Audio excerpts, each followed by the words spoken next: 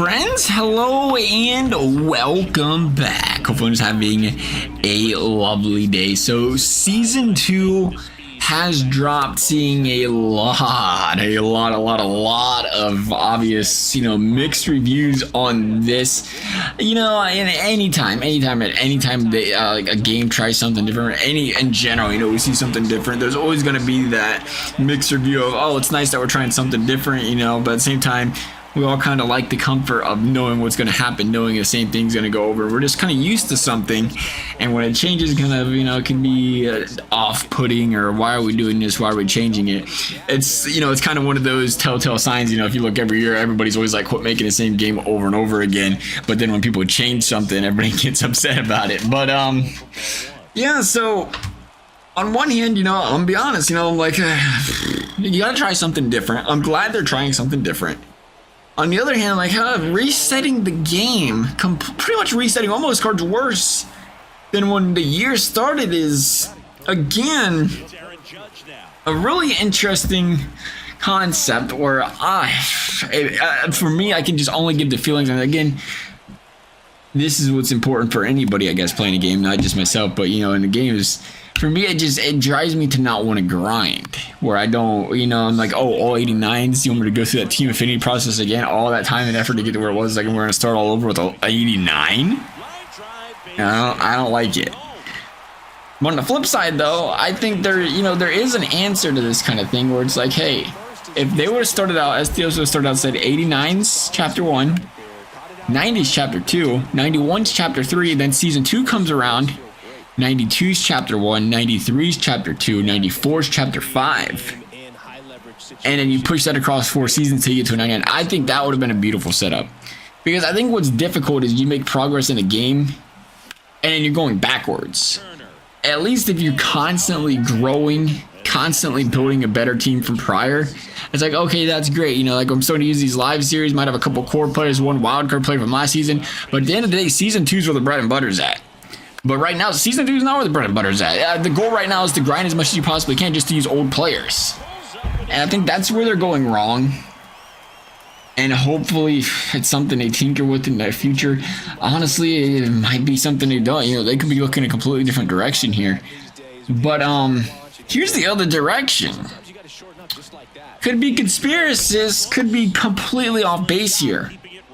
But I think one of the things, as fans of games that we've talked, and have a big chance, one of the things we talk about as fans of games, sports games specifically, we always say, take a year off. Take a year off and work on a freaking game. Because it's very, very difficult to pump out a new game every single year and change major things.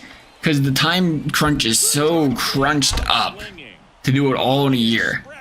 A lot of these great games, they're taking years on the GTA joke, right? Look how long it took to pump that one out. A lot of these games that continuously stay out for year after year after year, it takes time. And if sports games in general want to, improve their games drastically, it's going to take time. And I wonder, because here's the thing. I could be wrong. Just being completely honest. But I think the only reason sports games feel like they have to come out every single year is because that's where the money is. And Ultimate Team's where the money is. Diamond Dynasty's where the money is. 66% of their revenues come from Diamond Dynasty, come from Ultimate Team. So you can't stay with the same game 2 years in a row, because if, let's say it's June this year and everybody's already at 99, there's no incentive to release new cards next year for people to buy, because everybody's already got the best players. Everybody have all the best players. There's no reason to buy packs, and that is where the money's made. So if they say, hey, let's test some things out. Here's season 1. Now, what happens if we reset the game? Right? We reset the game. Everybody's got to regrind again. They got to buy players, buy packs to kind of get where they are. They did it over 2 months. But what if, next year they say, okay, how many people still play the game? Did it work? Next year we reset the game again, but instead of in 2 months, we do it every 6 months. So you get all the way up to the 99, 6 months later, refresh. And if you can do that twice a year, now all of a sudden you can look and say, what if we come up with a patch? What if we come up with an update? And instead of coming out with a new game in March of 2025, We keep the same game, give some tuner updates, give some updates. We just fresh restart Diamond Dynasty like we've done already twice. Maybe you get 1 wildcard slot, maybe you get 2.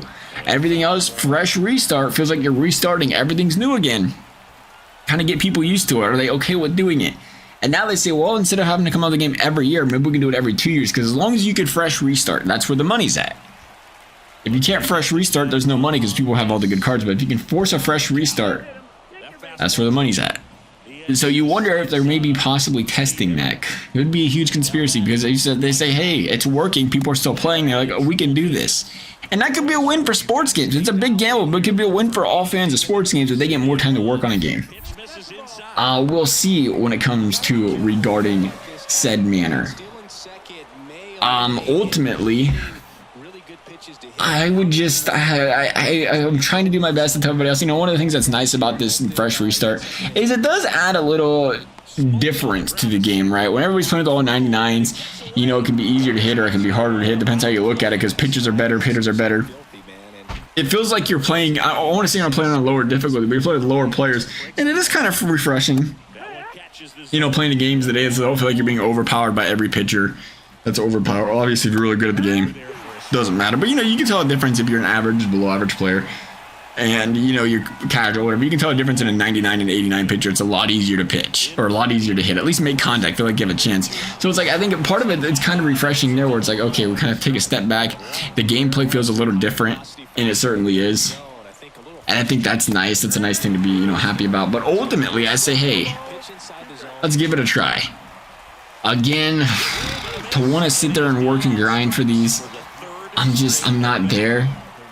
Maybe if I played more, I would be. I'd just put all that time in to get all those 99s and all that effort. It's like, oh, I can only end up, and it turns out you can only use 1. I was thinking wildcard slots, you go to use 2, use 3, but really it's going to be a month. For me, I didn't have 570k until the end of the season last time, so I'm always only going to have 1 wildcard player. And the way that they dropped the, you know, my biggest pet peeve was what they did with this season stuff was the way they did is dirtying the programs. The programs are already out. If the programs are already out, you can't go out there and change that stuff. Just because it's a new season, you change old rewards, old systems. When people didn't do them. You know, they dropped all the XP in a lot of the season awards programs except for the last one. They dropped all the XP in the Lou Gehrig program. And I thought that felt dirty. That felt a little slighted. I don't recall seeing them, you know, put an update out anywhere mentioning that. And, you know, for me as a fan, that, you know, it feels like they're doing something, they're doing shady stuff, they're doing sneaky stuff. That pushes me away. You know, be transparent, be honest, be, you know, communicative in those regards because you know people dang well were waiting to try to get a head start this season by not completing all those programs.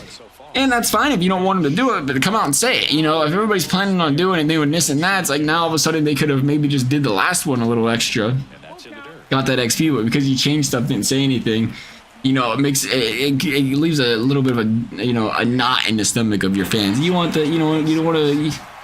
You want to keep us on your side where you don't want to feel like you're doing them dirty or you're kind of backstabbing them in that regard. There always should be a little bit more transparency. That's what I'd really like out of with this show. I know a lot of the years they're pumping out good game after good game. You know, they're ahead of a lot of other sports games, but you gotta be communicative with the fans. Keep us in a loop. That's really what I ask for. Because even when they like the Twitch stream, they completely, you know, disregard what's happening in the comment section and stuff. So if they, you know, they can go in that regard. I think that'd be huge. Feels like we're connected as more. Obviously, you gotta tinker through the positive and the negative. You gotta filter through all that. But that's all part of building a better game, connecting with the franchise, community, and everything. But nonetheless, that's our thoughts. Love to hear all. As always, thank you for watching. We'll see you next time.